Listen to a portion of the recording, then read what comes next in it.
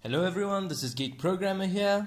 Now firstly I'd like to apologize for not posting any videos for 2 months. It was because of unforeseen circumstances, but I will try to make up for those videos. Anyway, now to our first actual video of C++ where we actually program. In this video we'll look at a simple C++ program. So I've already created one here called main.cpp.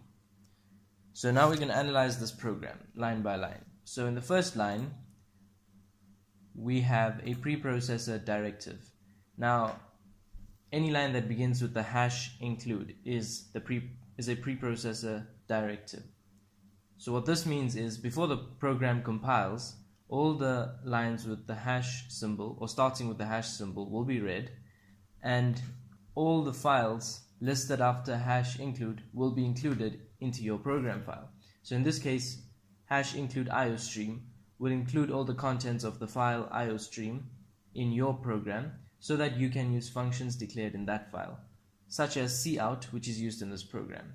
Cout is in the iostream file, and cout is used to provide output. Using namespace std, so all names of variables, functions, everything are part of groups called namespaces.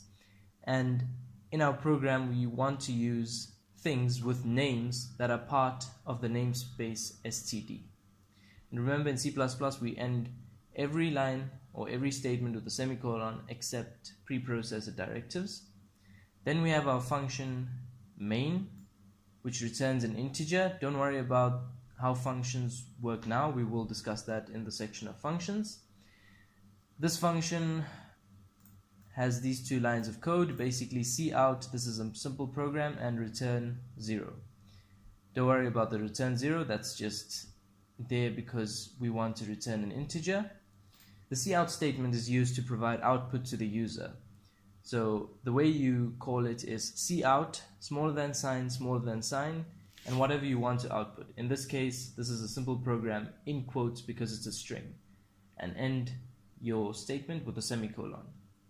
Now to compile this program, as I showed you in my previous video, we'll have to open our terminal in this folder. If you list, you can see what's there.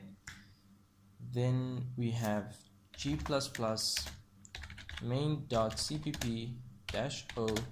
main.out, and there your program is compiled. Now to run,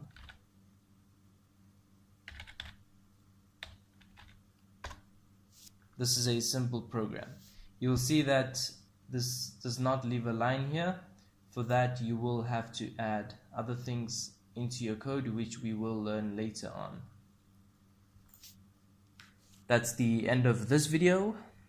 If you like the video, give it a thumbs up. If you have any suggestions, questions, complaints, anything, let me know in the comment section below.